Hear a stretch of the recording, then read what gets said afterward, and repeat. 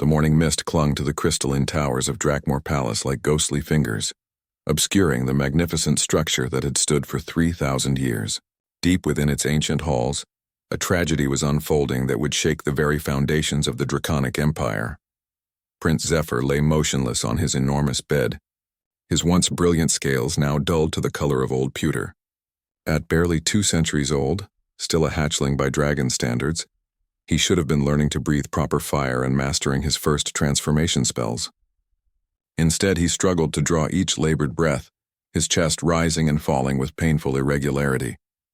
The royal physicians had declared their verdict 3 days ago. The young prince suffered from scale rot, a rare genetic disorder that affected 1 in 10 million dragons.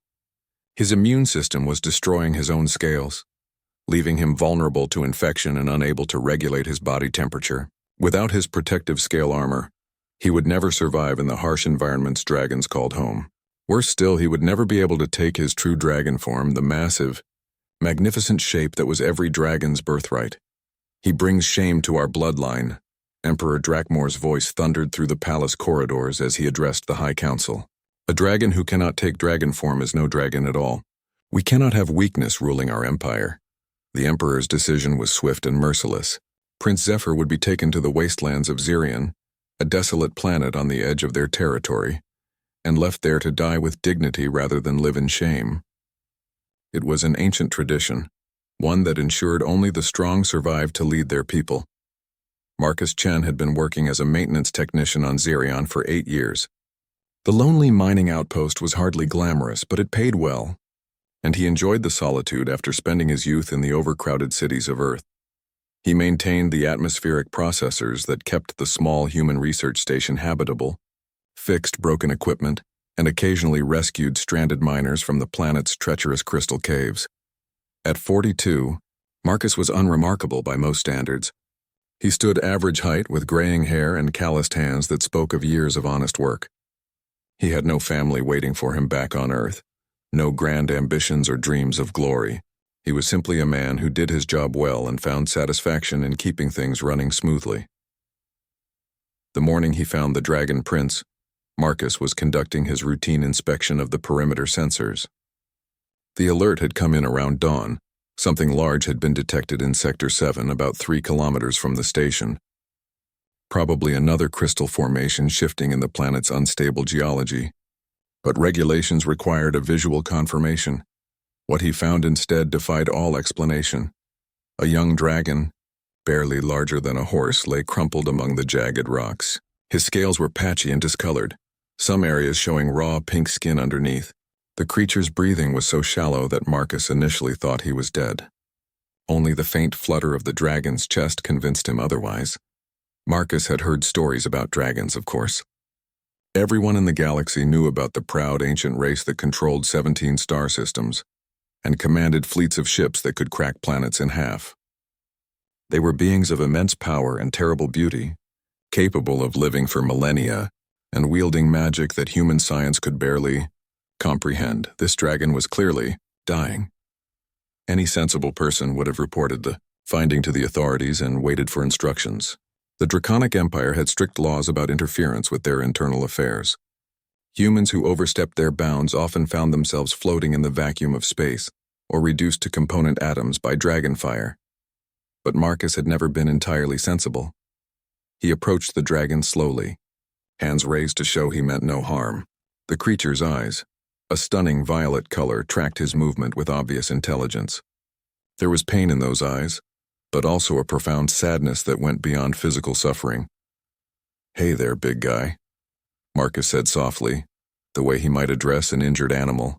"You don't look so good." The dragon tried to speak, but only managed a weak croak. His voice, when it finally came, was like distant thunder. "Human, please, leave me. This is how it must be." Marcus knelt beside the massive head, noting the fever radiating from the dragon's skin. "Yeah, well, I never was good at following orders. Let's get you somewhere safe and figure out what's wrong." "You do not understand," the dragon whispered. "I am Prince Zephyr of the House of Drakmor. I have been exiled here to die. To help me would bring death upon you, Prince, huh?" Marcus studied the dragon's noble features, the regal bearing that persisted even in his weakened state. "Well, Your Highness, I'm Marcus Chen. and I've been meaning to die for years but keep forgetting to get around to it. So I guess we're both procrastinating today." Despite his pain, the prince's mouth curved in what might have been a smile. It was the first time anyone had spoken to him with such casual irreverence, and somehow it was exactly what he needed to hear. Marcus spent the next hour rigging a makeshift stretcher from mining equipment. The dragon was far too heavy to carry normally, but the planet's low gravity and Marcus's powered exoskeleton made it possible to transport him back to the station. Every step of the journey was agony for the prince, but he endured it with stoic silence. The research station's medical bay was designed for humans, not dragons, but Marcus improvised.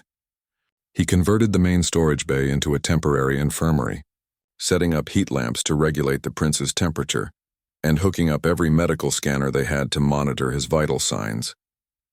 As night fell on Xerion, Marcus found himself sitting beside a dying alien prince, wondering what exactly he had gotten himself into. The smart thing would be to contact the dragon authorities and turn the prince over. But as he watched the young dragon sleep fitfully, scales continuing to fall away like autumn leaves, Marcus knew he couldn't do it. Sometimes the right thing and the smart thing were two entirely different choices. And Marcus had always been better at doing the right thing. He began researching everything he could find about dragon physiology, scale rot, and possible treatments. It was going to be a long night and probably an even longer week. But Prince Zephyr would not die alone on his watch. Not if Marcus Chen had anything to say about it. Marcus hadn't slept in 36 hours. Empty coffee cups littered his workstation, and his eyes burned from staring at medical readouts and research files. The Dragon Prince lay unconscious in the improvised medical bay, his condition steadily deteriorating despite Marcus's best efforts. The scale rot was progressing faster than Marcus had expected. What started as patchy discoloration had spread across nearly half of Zephyr's body, leaving angry red welts where the protective scales had fallen away. The prince's fever spiked randomly and his breathing had become even more labored. "Computer cross-reference dragon cellular regeneration with human stem cell therapy," Marcus commanded hoarsely. He had been working through every medical database he could access, looking for anything that might help. The station's AI responded in its neutral tone. Cross-species medical applications are extremely limited. Dragon physiology operates on fundamentally different principles than human biology. Recommendation: contact Imperial Dragon Medical Authority for proper treatment protocols. "Yeah, right," Marcus muttered. "Hi, this is Marcus from the middle of nowhere. I've got your exiled prince here and he's dying. Can you send a care package?" He rubbed his tired eyes. They'd probably send a care package, all right. One that explodes. A weak voice from the medical bay interrupted his brooding. "Marcus, are you there?" Marcus hurried to the prince's side.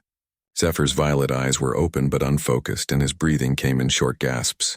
"I'm here, Your Highness." "How are you feeling?" "Like I am dying," the prince said with brutal honesty.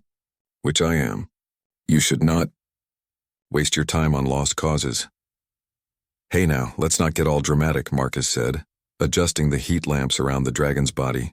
"I've seen worse cases in the mining accidents. Burns, radiation poisoning, cave-ins that should have killed people. Sometimes the trick is just being too stubborn to give up." Zephyr managed a weak laugh. "You speak strangely for a human. Most of your kind show proper deference to dragon royalty." "Most of my kind haven't met dragon royalty," Marcus replied, checking the prince's temperature readings. "Besides, you're not exactly in a position to breathe fire at me if I'm rude.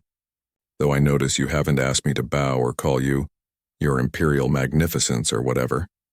Because you are the first person in my life to treat me as something other than a disappointment," Zephyr said quietly. "My father saw only weakness. The court physician saw only failure. The servant saw only duty. But you see a patient who needs help." Marcus paused in his work. "What was it like, growing up in a palace but knowing you'd never measure up to expectations?" The prince was quiet for so long that Marcus thought he had fallen asleep again. When he finally spoke, his voice carried centuries of pain despite his young age.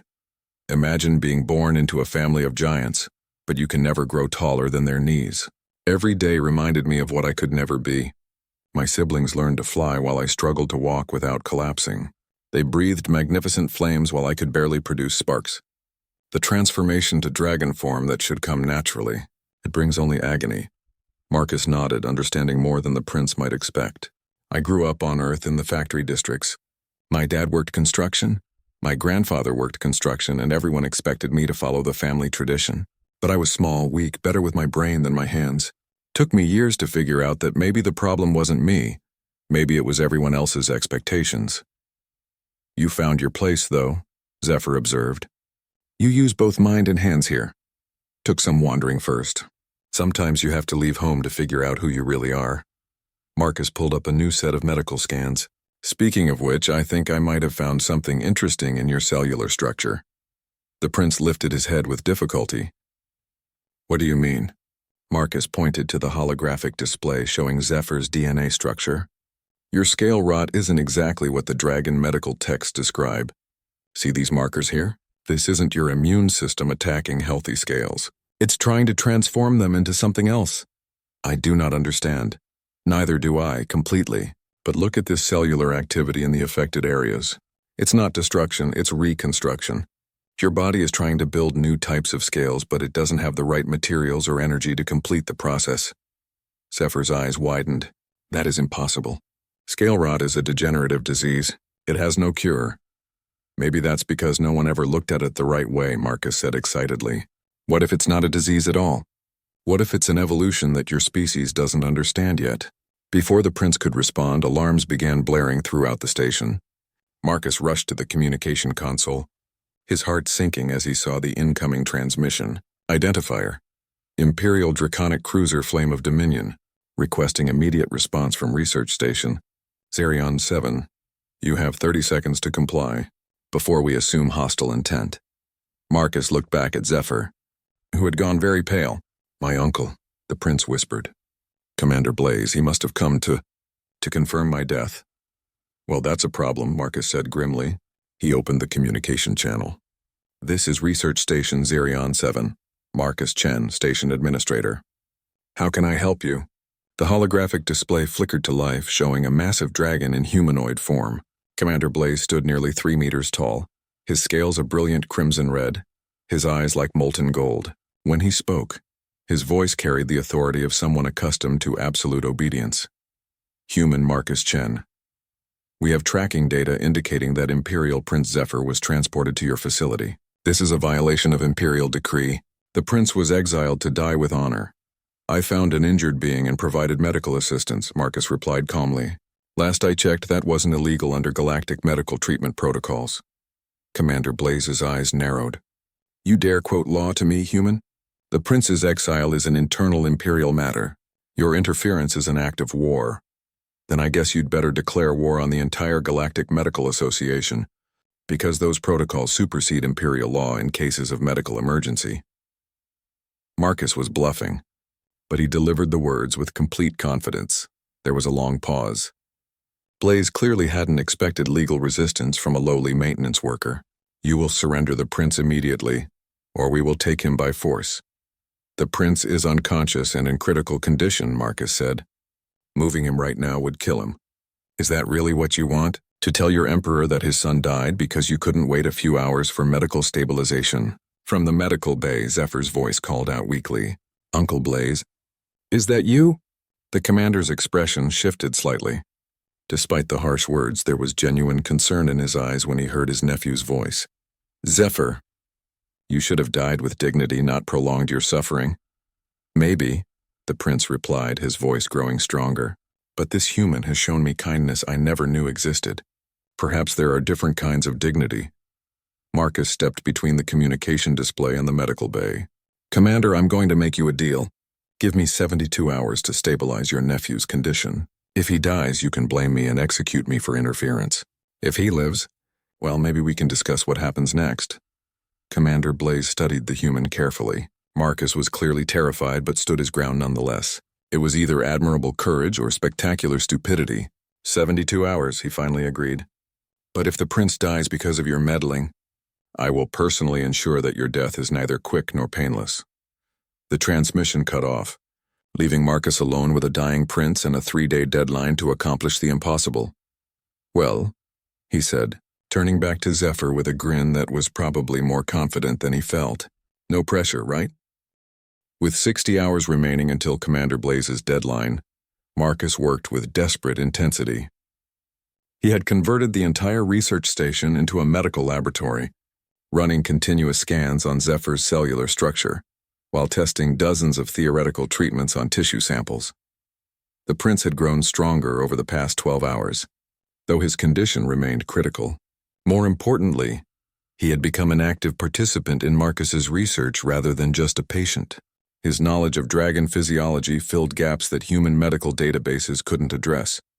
Try increasing the mineral concentration again, Zephyr suggested, watching Marcus adjust the chemical composition of a potential scale regeneration serum. Dragon scales require specific metallic compounds that most planets lack. It is why we must travel to certain worlds for our molting cycles. Marcus nodded, adding trace amounts of rare earth metals to the mixture. That makes sense. Your scales aren't just armor. They're like biological solar panels, aren't they? They collect and store energy from different types of radiation. Exactly. But my scales... Zephyr touched one of the healthy patches on his arm. They have never functioned properly. I cannot absorb energy the way others of my kind do. It is why I am always weak, always cold. But what if that's because they're trying to evolve into something better? Marcus asked excitedly. Look at these cellular structures under the microscope. The holographic display showed magnified images of Zephyr's scale tissue. Where healthy dragon scales showed regular, crystalline patterns, Zephyr's scales had a complex, almost organic structure that seemed to shift and flow. Your scales aren't trying to be traditional dragon scales, Marcus continued. They're trying to become something new, something that can process multiple types of energy simultaneously instead of just one specific frequency. Zephyr studied the images with growing amazement. You believe my condition is not a disease but an adaptation? I think you're the first of a new type of dragon, Marcus said confidently. But the transformation requires resources and energy that your body can't provide on its own. That's why the process is killing you instead of completing. Before Zephyr could respond, the station's proximity alarms activated. Marcus checked the sensors and cursed under his breath. 3 ships were approaching. Not just Commander Blaze's cruiser, but 2 additional vessels. More family members coming to check on your progress toward death? Marcus asked grimly. Zephyr's expression darkened. Those are not Imperial ships. The markings? They belong to my brother Prince Scorpio and his faction. They oppose my father's rule and seek to claim the throne for themselves. And finding you alive would be inconvenient for their plans. Finding me alive would be catastrophic for their plans. If I die as scheduled, Scorpio becomes heir to the throne. If I survive and somehow overcome my weakness, I remain the rightful heir. Marcus felt his stomach drop. Political intrigue was the last thing he needed to deal with. So let me get this straight. Your uncle wants you dead to preserve family honor. Your brother wants you dead to steal your crown. And I'm the idiot standing in the middle with 72 hours to keep you alive. 48 hours, Zephyr corrected gently. And yes, you are in considerable danger. Perhaps you should surrender me to them and save yourself. Yeah, well, I never was the surrendering type, Marcus said, checking the station's defensive systems. The small research outpost had minimal weapons. Enough to deal with pirates or wild animals, but nothing that could threaten dragon warships. Besides, I think I'm onto something with this treatment. The communication system activated, displaying Prince Scorpio's image. Where Commander Blaze radiated controlled authority, Scorpio emanated casual menace. His scales were black with silver markings, and his smile revealed too many teeth. Greetings, human. I am Prince Scorpio of the Imperial House. I understand you have been harboring my diseased brother against Imperial law. Your diseased brother has a name, Marcus replied coldly, and he's under medical protection according to galactic emergency protocols. Scorpio laughed, a sound like breaking glass. How delightfully naive. Do you truly believe your human laws apply to dragon royalty? I am here to collect my brother's body and ensure he receives proper funeral rites. He's not dead yet. An oversight that will be corrected shortly. You have 1 hour to deliver him to us, or we will take him by force. Unlike my honorable uncle, I have no compunctions about reducing your pathetic station to atoms. The transmission ended abruptly. Marcus turned to find Zephyr struggling to sit up in his medical bed. You must let them take me, the prince said urgently. Scorpio will not hesitate to kill you, and he has the firepower to destroy this entire planet if necessary. I will not have your death on my conscience. And I won't have yours on mine, Marcus replied firmly. Besides, I think I just figured out the key to your treatment. He pulled up the latest test results, showing the mineral composition analysis he had been running. Your scales need specific elements to complete their transformation, right? Well, this planet is sitting on one of the largest rare mineral deposits in the galaxy. The mining operation here extracts exactly the compounds your body has been craving. Zephyr's eyes widened as he understood the implications. You want to inject me with raw mining extracts? Refined and purified, obviously, but yes. Your body has been trying to evolve, but it didn't have access to the right materials. We're going to give it everything it needs all at once. That could kill me faster than the disease. Or it could trigger the transformation you were meant to undergo. Either way, we'll find out before your brother decides to blast us into space dust. Marcus began preparing the mineral solution, drawing from the station's geological processing equipment. It was a desperate gamble based on incomplete data and borrowed time, but it was the only chance they had. Marcus, Zephyr said quietly as the human worked, why are you doing this? You could have turned me over to my uncle hours ago and avoided all this danger. What do you gain from helping me? Marcus paused in his preparations. You want the honest answer? I spent most of my life watching people get thrown away because they didn't fit the mold. Kids who were too smart for their neighborhoods, workers who were too old for their jobs, anyone who was different getting pushed aside like broken equipment. Maybe I can't fix the whole galaxy, but I can damn well try to fix this one thing. And if we both die in the attempt, then at least we die trying to do something right instead of just letting the universe grind up another person who doesn't fit the standard template. Zephyr was quiet for a moment, then nodded slowly. Very well. I place my life in your hands, Marcus Chen. If this treatment kills me, know that I die grateful for your kindness. It's not going to kill you, Marcus said with more confidence than he felt. We're going to prove that being different doesn't mean being weak. We're going to show them that evolution is stronger than tradition. He finished preparing the mineral solution and loaded it into the medical injector. Outside, 3 dragon warships waited with growing impatience. Inside, a human and a dying prince prepared to attempt the impossible. Ready? Marcus asked. Ready, Zephyr replied. The injection would either save the prince's life or end it, but either way they would find out together. The mineral solution flowed into Zephyr's bloodstream like liquid fire. Within seconds, the prince's body convulsed violently, his back arching as waves of pain coursed through his nervous system. The medical monitors screamed warnings as his vital signs spiked far beyond safe parameters. Zephyr! Marcus shouted, fighting to hold the prince steady as his body thrashed on the medical table. Talk to me! What's happening? Burning, the prince gasped between spasms. Everything is burning from the inside. I can feel my scales trying to change. The transformation was visible to the naked eye. Where Zephyr's old scales had fallen away, new growth emerged at an incredible rate. But these weren't the traditional metallic scales of dragon nobility. Instead, they shimmered with an iridescent quality that seemed to shift colors depending on the angle of light. They looked almost crystalline like living gemstones. The pain, Zephyr groaned. It is too much. Fight through it, Marcus urged, monitoring the prince's brain activity. Your neural pathways are reorganizing.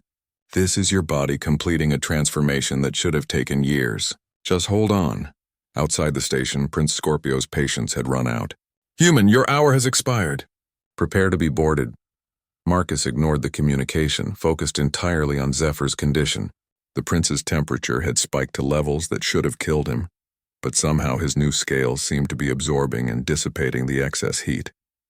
His breathing, while labored, had become more regular. Something's happening, Marcus said excitedly, watching the medical readouts. Your energy absorption rates are increasing exponentially. These new scales aren't just different. They're orders of magnitude more efficient than normal dragon scales. Zephyr's convulsions began to subside, replaced by a strange pulsing glow that emanated from his new scales. The light wasn't constant. It ebbed and flowed like a heartbeat, cycling through different colors with each pulse. I can feel it, the prince whispered in amazement. Energy from the planet's core, radiation from the system's stars, even the ambient cosmic background radiation. It is all flowing into me. I have never felt so alive. The station shuddered as Prince Scorpio's ships began their approach. Marcus could see landing craft detaching from the main vessels, loaded with dragon soldiers.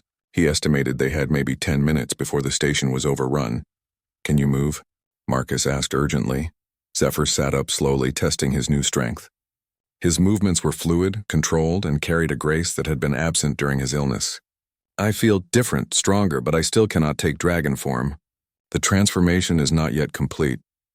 "Maybe you don't need to take traditional dragon form," Marcus suggested. "Maybe you're evolving into something entirely new." Before Zephyr could respond, the station's hull began to glow with intense heat. The dragon soldiers were cutting through the outer walls with plasma torches. Soon they would breach the laboratory. "Stand back," Zephyr said, rising from the medical table. His new scales were now cycling through brilliant patterns of light, creating an almost hypnotic display. "I may not be able to transform fully, but I am still a dragon prince." The first wave of soldiers burst through the laboratory wall, weapons raised and ready to fire. They stopped in confusion when they saw Zephyr standing upright, clearly alive and radiating power that none of them had seen before. "Prince Zephyr," the squad leader said uncertainly, "you are ordered to surrender yourself for immediate execution. Prince Scorpio commands it." "My brother commands nothing," Zephyr replied, his voice carrying new authority. "I am the rightful heir to the dragon throne, and I am very much alive. But your condition, your weakness, has been overcome," Zephyr said simply. He gestured toward Marcus. "Thanks to this human, I have discovered what I truly am. I am not weak. I am evolved." To demonstrate his point, Zephyr raised his hand and drew energy directly from the station's power grid. Electricity arced between his fingers, but instead of burning him, his scales absorbed the energy and converted it into pure light. The display was so brilliant that the soldiers had to shield their eyes. "Impossible," one of them breathed. "No dragon can channel electrical energy directly." "No traditional dragon," Zephyr corrected. "But I am something new." The soldiers were clearly uncertain how to proceed. Their orders had been to collect a corpse or kill a weak, dying prince. They had not been prepared to face what appeared to be a new type of dragon with unprecedented abilities.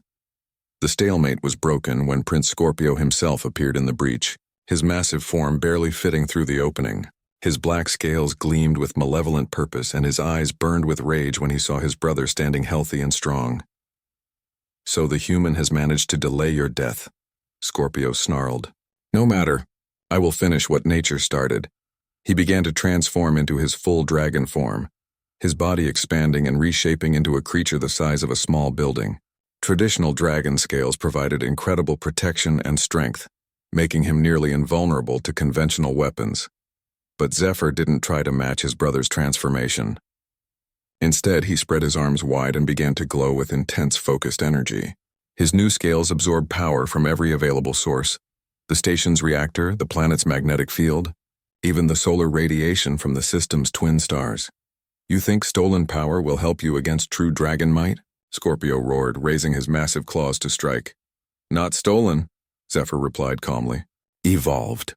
He released the accumulated energy in a focused beam that struck Scorpio directly in the chest. The blast didn't just hit the dragon prince, it passed right through his traditional scales as if they weren't there. Scorpio staggered backward in shock, a smoking hole burned through his supposedly impenetrable armor. "How?" Scorpio gasped, reverting to humanoid form as his dragon shape became too painful to maintain. Traditional dragon scales are designed to absorb and deflect energy of specific frequencies, Zephyr explained, "but my scales can modulate their output to any frequency I choose. Your defenses are useless against energy that adapts to overcome them." Marcus watched in amazement as the sickly prince he had rescued transformed into something genuinely magnificent. This wasn't just healing, it was evolution in action, but their victory was short-lived. Commander Blaze's voice echoed through the station's communication system. "All forces withdraw immediately. I am declaring Prince Zephyr's exile officially ended. He will return with me to face the Emperor's judgment." Scorpio's eyes blazed with fury, but he couldn't argue with his superior officer's direct command. "This isn't over, brother," he hissed as he retreated. "Father will never accept what you have become." As the soldiers withdrew, Zephyr turned to Marcus with an expression of profound gratitude. "You saved my life and gave me the chance to discover my true nature. How can I ever repay such a debt?" "Just promise me you'll remember this when you're back in your palace," Marcus said. "Remember that being different doesn't mean being wrong. And maybe if you get the chance, try to change how your people think about evolution. Zephyr clasped Marcus's shoulder with his clawed hand, careful not to harm the human with his new strength. I promise you this, Marcus Chen. The galaxy will never forget what you have done here. And neither will I. The journey to the Dragon homeworld aboard Commander Blaze's flagship was unlike anything Marcus had ever experienced. Zephyr had insisted that the human accompany him to the Imperial Court, despite the obvious dangers of bringing an outsider into the heart of Dragon politics. You are my witness, Zephyr had explained as they traveled through hyperspace. Without you, they will claim my transformation is trickery or temporary healing. They need to see the human who made evolution possible. Marcus wasn't entirely comfortable with the idea of testifying before an emperor who could incinerate him with a thought, but he felt obligated to see this through to the end. Besides, he was genuinely curious about Dragon society beyond the fragments he had learned from Zephyr. The Imperial Palace exceeded every description Marcus had ever heard. Built into the side of an active volcano, its crystal spires reached toward the sky like frozen flames. The architecture seemed to defy physics, with massive structures held aloft by what appeared to be controlled energy fields rather than traditional supports. My family has ruled from this palace for 15,000 years, Zephyr said as their shuttle approached the landing platforms. Every emperor has added to its construction, making it larger and more magnificent. It is said that the palace itself has become semi-sentient from centuries of dragon magic. And now you're going to walk in there and tell them that everything they believe about dragon genetics is wrong? Marcus asked nervously. Not everything, Zephyr replied with a slight smile. Just the parts about weakness being permanent and evolution being impossible. Commander Blaze had sent word ahead about Zephyr's condition, so the palace was in controlled chaos when they arrived. Nobles, courtiers, and officials rushed about trying to understand what this development meant for the succession. Some appeared hopeful that their prince had recovered, while others seemed distinctly unhappy about the political implications. Emperor Drakmor himself waited in the massive throne room, a space so large that it had its own weather patterns. The emperor was ancient even by dragon standards, his scales turned silver-white with age, his eyes like molten platinum. When he spoke, his voice carried the weight of millennia. My son, he said as Zephyr approached the throne, I am told you have returned from death itself. I have returned from the edge of death, Father, but not through magic or miracle, through science and the kindness of this human. Zephyr gestured toward Marcus, who tried not to think about how small and fragile he looked in this hall of giants, the Emperor's gaze fixed on Marcus with uncomfortable intensity. You are the maintenance worker who defied imperial law to treat my son.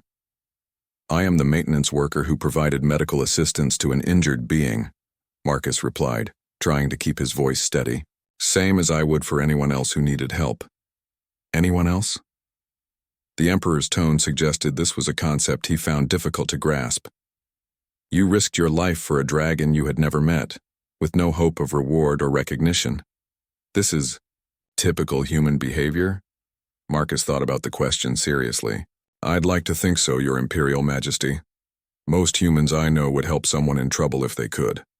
We're not all that complicated as a species. Murmurs rippled through the assembled court. The idea that humans routinely risked themselves for strangers was apparently as foreign to them as dragon politics had been to Marcus. Show them, the Emperor commanded his son. Show them what this human's intervention has accomplished. Zephyr moved to the center of the throne room and began to demonstrate his new abilities. He drew energy from the palace's ancient power systems, channeling electricity through his crystalline scales, and converting it into patterns of light that painted the walls with shifting rainbows. He absorbed heat from the volcanic vents beneath the palace and redirected it into focused beams that could cut through solid rock. Most impressively, he began to transform, not into traditional dragon form, but into something entirely new. His body elongated and became more serpentine, while his scales shifted to match different energy frequencies in real time. He had become a being of pure adaptability, capable of adjusting his form and function to any environment or threat. The court watched in stunned silence. This was clearly a dragon, but unlike any they had ever seen. Zephyr represented something beyond their understanding of what dragons could be. Impossible, whispered one of the court physicians. Scale rot cannot be cured. It cannot be transformed into strength. It can if you stop thinking of it as a disease and start thinking of it as evolution, Marcus said boldly. Your son wasn't sick. He was becoming something new. His body was trying to develop abilities that no dragon has ever possessed. All he needed was the right materials and someone willing to help instead of giving up on him. Prince Scorpio, who had been standing silently near the throne, finally spoke up. This proves nothing. So the human has temporarily enhanced my brother's condition with chemicals and minerals. How long will this transformation last? What happens when the artificial enhancement wears off? It was a fair question, and one that Marcus had been wondering about himself. Zephyr's transformation had been triggered by the mineral solution, but was it permanent or just a temporary boost? Zephyr himself provided the answer. The enhancement is not artificial, brother. Watch. He closed his eyes and seemed to focus inward. His scales began to glow more brightly, and Marcus's scanner detected increasing energy levels throughout the prince's body. I am now absorbing cosmic background radiation and converting it directly into biological energy, Zephyr announced. My body no longer requires external food sources or even atmospheric oxygen for extended periods. I have become self-sustaining through energy conversion. The implications hit the court like a shockwave. Traditional dragons were powerful, but they still required massive amounts of food and specific environmental conditions to maintain their strength. A dragon who could sustain himself through pure energy absorption would be virtually unlimited in his capabilities. Emperor Drakmor rose from his throne, studying his transformed son with new eyes. You have become something beyond what I thought possible, he admitted. But what does this mean for our people? If you are evolution, does that make the rest of us obsolete? Not obsolete, Zephyr said gently. Different. The galaxy is vast enough for many types of dragons. Traditional forms have served our people well for millennia, and will continue to do so. But perhaps it is time we stopped seeing difference as weakness and started seeing it as potential. He turned to address the entire court. This human showed me that survival doesn't always mean conforming to expectations. Sometimes survival means having the courage to become something new. He saved my life not because I was a prince, but because I was a living being in need of help. Perhaps we could learn from that example. The Emperor was quiet for a long moment, processing the implications of his son's transformation and words. Finally, he spoke with the authority of absolute power. Prince Zephyr, you are hereby restored to your position as heir to the dragon throne. Your exile is officially ended, and your transformation is declared a blessing to our people rather than a curse. He turned to Marcus. Human Marcus Chen, you are granted the title of Dragon Friend, the first of your species to receive such an honor. You will be welcome in our territory for the rest of your life. Marcus felt overwhelmed by the sudden honor, but managed to bow respectfully. Thank you, Your Imperial Majesty. I just hope this experience helps our peoples understand each other better. As do I, the Emperor replied. Zephyr, you will establish a new medical research division focusing on genetic adaptation and evolution. Work with humans and other species to better understand these processes. If there are others among our people who carry similar potential for transformation, they should be helped rather than abandoned. Prince Scorpio's expression had grown increasingly dark throughout the proceedings. Father, you cannot be serious. Legitimizing mutation and encouraging contact with inferior species will weaken our bloodlines. Silence, the Emperor commanded with absolute authority. Your brother has proven that what we called weakness was actually strength waiting to emerge. Question my judgment again and you will find yourself exiled to contemplate the error of your ways. Scorpio fell silent, but his eyes promised that this conflict was far from over. As the court session concluded, Marcus found himself walking beside a prince who had been transformed from dying exile to heir apparent in the space of a few days. It was surreal to think that his simple decision to help an injured being had triggered such massive changes. What happens now? Marcus asked as they left the throne room. Now, Zephyr replied with a smile. We begin the real work. Changing minds is harder than changing biology, but I believe it can be done. Will you help me? Marcus thought about his quiet life maintaining equipment on Xerion and weighed it against the opportunity to help reshape galactic society. It wasn't really much of a choice. Well, he said with a grin, I never was good at taking the easy path anyway. 3 years after the transformation that changed everything, Marcus stood in the observation deck of the research facility he and Zephyr had built together. The structure orbited a binary star system, positioned to maximize energy absorption for the growing number of evolved dragons who now called it home. What had started as a simple medical intervention had grown into something far greater. The facility, officially named the Center for Evolutionary Adaptation, had become a beacon of hope for beings across the galaxy who didn't fit traditional molds.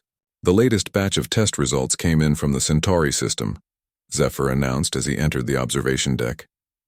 His appearance had continued to evolve over the years, his scales now capable of shifting between dozens of different configurations depending on his needs. Today they resembled flowing liquid metal, reflecting the starlight in hypnotic patterns. Good news or bad news? Marcus asked, though Zephyr's expression already suggested the answer was positive. Remarkable news. We've identified 17 more dragons across the outer territories who show signs of adaptive scale rot. Instead of being exiled, they're being brought here for treatment and transformation. Zephyr paused, his expression becoming more serious. There's more. The condition isn't limited to dragons. We've found similar adaptive mutations in 6 other species. Marcus turned from the observation window, his interest immediately piqued. What kinds of mutations? A group of crystalline entities on Vega Prime are developing the ability to process dark matter. Some deep space-dwelling voidwalkers are showing signs of dimensional phasing capabilities. Even a small population of humans near the galactic rim are manifesting enhanced neural processing that allows them to interface directly with quantum computers. The implications were staggering. What they had discovered wasn't just isolated dragon evolution. It was a galaxy-wide phenomenon affecting multiple species simultaneously. It's like the universe is pushing all of us towards something new, Marcus mused. But why now? What's triggering these adaptations? Before Zephyr could answer, the facility's communication system activated. The holographic display showed Dr. Sarah Chen, Marcus's sister and now the head of xenobiology at the Terran Science Institute. Marcus, we need to talk, she said without preamble. There's something happening that you and Prince Zephyr need to know about immediately. What kind of something? Marcus asked, noting the tension in his sister's voice, the kind that explains why evolutionary mutations are suddenly appearing across the galaxy. We've detected massive gravitational anomalies at the galactic core. Something is approaching our galaxy from intergalactic space, something so large that it's already affecting the fundamental forces that bind matter together. Zephyr stepped into view of the communicator. Dr. Chen, are you suggesting that these mutations are a response to an external threat? That's exactly what I'm suggesting. The mutations all share common characteristics: increased energy processing, enhanced adaptability, improved resistance to exotic radiation. It's as if every species is unconsciously preparing for something that hasn't arrived yet. Marcus felt a chill run down his spine. How long until this something gets here? Based on current trajectory and gravitational effects, we estimate somewhere between 50 and 100 years. But the mutations suggest that some level of influence is already reaching us. After Sarah ended the transmission, Marcus and Zephyr stood in thoughtful silence. The center they had built to help individual beings adapt to their mutations suddenly seemed much more important and much more urgent. We need to accelerate the program, Zephyr said finally. If these mutations are preparation for survival, then we need to help as many beings as possible achieve their transformations. Agreed. But we also need to start thinking bigger picture. If the galaxy is about to face some kind of massive threat, we need to bring all the species together instead of keeping them separate. Over the following months, Marcus and Zephyr worked tirelessly to expand their operation. The Center for Evolutionary Adaptation became the hub of a galaxy-wide network, with satellite facilities on dozens of worlds. They developed standardized protocols for identifying and nurturing adaptive mutations, creating a database of successful transformations that could be shared across species lines. The work wasn't without opposition. Prince Scorpio had built a political faction around the idea that traditional purity was being threatened by corruption from inferior species. Several human colonies had banned research into mutation enhancement, claiming it violated natural law. Even some of the species they were trying to help viewed the transformations with suspicion. But for every voice of opposition, there were 10 more asking for help. Parents whose children were manifesting strange abilities they didn't understand. Researchers who wanted to study the phenomenon. Military leaders who recognized that enhanced beings might be their civilization's best hope for survival. The breakthrough came during the 4th year of operation. Dr. Elena Vasquez, a human neurobiologist working with evolved voidwalkers, made a discovery that changed everything. The mutations aren't random, she announced during a facility-wide briefing. They're guided. There's a quantum resonance pattern embedded in the genetic changes that appears to be artificially induced. You're saying someone or something is deliberately triggering these evolutions? Marcus asked. That's exactly what I'm saying. The pattern is too complex and too consistent to be natural. Someone with incredibly advanced technology is preparing our galaxy for something specific. Zephyr processed this information with typical dragon thoroughness. If the mutations are being guided, then whoever is responsible has been planning this for a very long time. The genetic changes we're seeing would take decades to properly implement across so many species. Which brings us back to the approaching anomaly, Marcus said. Maybe it's not a threat at all. Maybe it's whoever has been preparing us for what's coming. The question was answered 6 months later, when long-range sensors detected the first artificial structures emerging from the gravitational disturbance at the galactic core. Ships or structures so massive that they dwarfed entire star systems were entering normal space at the edge of the galaxy. The communication came on all frequencies simultaneously, reaching every developed world at once. The voice that spoke was ancient beyond measure, carrying harmonics that resonated with the quantum patterns found in the evolutionary mutations. Children of the Milky Way, the voice said in perfect translation to every language simultaneously. We are the architects, gardeners of evolution across the cosmic ocean. For 100,000 years we have guided the growth of consciousness in your galaxy, nurturing species toward their full potential. The holographic display in the center's main conference room showed images of beings unlike anything any known species had ever imagined. They appeared to be made of pure energy, contained within geometric frameworks that defied normal physics. A great convergence approaches, the architect continued. Galaxies merge, realities intersect, and new forms of existence become possible. Those who have embraced evolution will thrive in the new cosmos. Those who cling to limitation will fade into memory. Marcus looked around the room at the assembled beings. Dragons with crystalline scales, humans with enhanced neural networks, voidwalkers who could phase between dimensions, and dozens of other evolved species working together. I think, he said with a growing smile, we've been preparing for the right thing all along.